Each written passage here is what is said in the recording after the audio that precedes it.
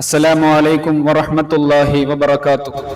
ഇന്ന് സമൂഹ മാധ്യമങ്ങളിൽ ഏറ്റവും കൂടുതൽ ചർച്ച ചെയ്യപ്പെട്ടുകൊണ്ടിരിക്കുന്നത് ഷെയ്ഖുന കാന്തപുരം എ പി അബൂബക്കർ മുസ്ലിയാർ എന്ന സുൽത്താനുൽ ഉലമയെ കുറിച്ചാണ്.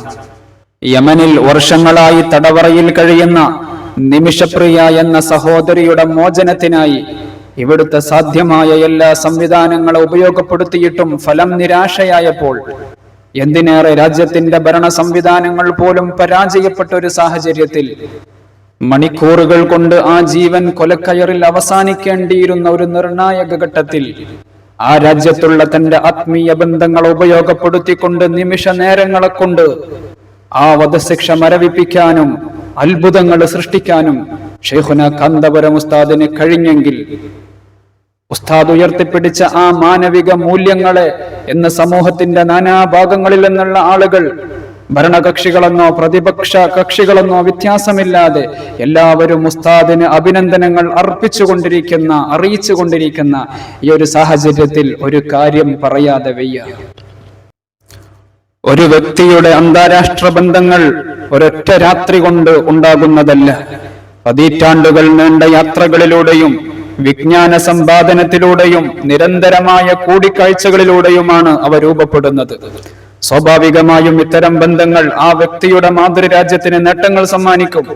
എന്നാൽ ഈ ബന്ധങ്ങളെ വലിയൊരു വ്യാപ്തിയിലേക്ക് കൊണ്ടുവരാനും അതിനുവേണ്ടി പ്രയത്നിക്കാനും ഭരണകൂടങ്ങൾക്ക് വലിയ ഉത്തരവാദിത്തമുണ്ട്. ഇതിലൂടെ രാജ്യത്തിലേക്കുള്ള വ്യാപാരം, അറിവിന്റെയും സാങ്കേതിക വിദ്യയുടെയും കൈമാറ്റം, കൂടാതെ നയതന്ത്ര ഇടപെടലുകൾ പരാജയപ്പെടുന്ന സാഹചര്യങ്ങളിൽ പോലും ആ വ്യക്തിയുടെ സ്വകാര്യ സ്വാധീനം ഉപയോഗിച്ചുള്ള വിലപേശലുകൾ സാധ്യമാകും.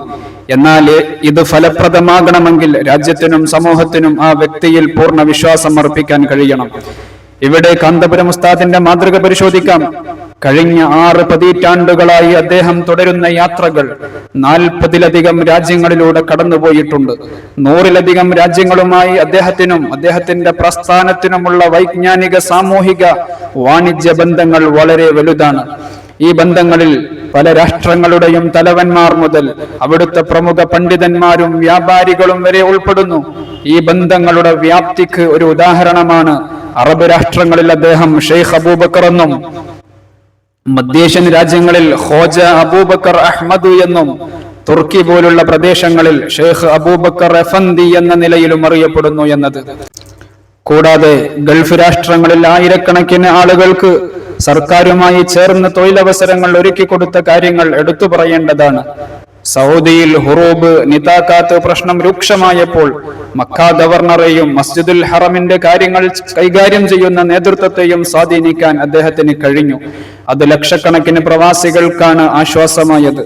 അന്താരാഷ്ട്ര സമൂഹത്തിൽ കശ്മീർ മുസ്ലിങ്ങളെ കുറിച്ച് ഉണ്ടാകുന്ന തെറ്റിദ്ധാരണാജനകമായ വാർത്തകൾക്കുള്ള മറുപടിയാണ് കാന്തപുരത്തിന്റെ കശ്മീരിലെ പ്രവർത്തനങ്ങളെന്ന് മുൻ കേന്ദ്രമന്ത്രി വയലാർ രവി അഭിപ്രായപ്പെട്ടതും അദ്ദേഹത്തിന്റെ മാനുഷിക പ്രവർത്തികളുടെയും അതിലൂടെ രാഷ്ട്രത്തിനുണ്ടായ നേട്ടങ്ങൾക്കുമുള്ള തെളിവാണ്. ഈ ബന്ധങ്ങളെയും അവയെ പരിപോഷിപ്പിച്ച് വളർത്തിയെടുത്ത വ്യക്തികളെയും പരിഗണിക്കുന്നത് രാജ്യത്തിന്റെ പുരോഗതിക്ക് അത്യന്താപേക്ഷിതമായ കാര്യമാണ്.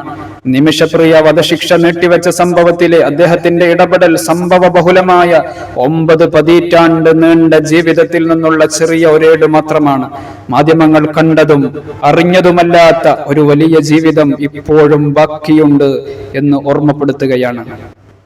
എന്നും മാനവിക മൂല്യങ്ങളെ ഉയർത്തിപ്പിടിച്ചുകൊണ്ട് സമൂഹത്തിൽ മാതൃകാപരമായ പ്രവർത്തനങ്ങൾ നടത്തിക്കൊണ്ടിരിക്കുന്ന ഷെയ്ഖുന കാന്തപുരം എ പി അബൂബക്കർ മുസ്ലിയാർക്ക് ഇനിയും ജീവിതത്തിൽ ധാരാളം നന്മകൾ ചെയ്യാൻ, ഒരുപാട് സേവന പ്രവർത്തനങ്ങൾ ഇവിടെ കാഴ്ചവെക്കാൻ അള്ളാഹു തൗഫീഖ് നൽകുമാറാവട്ടെ.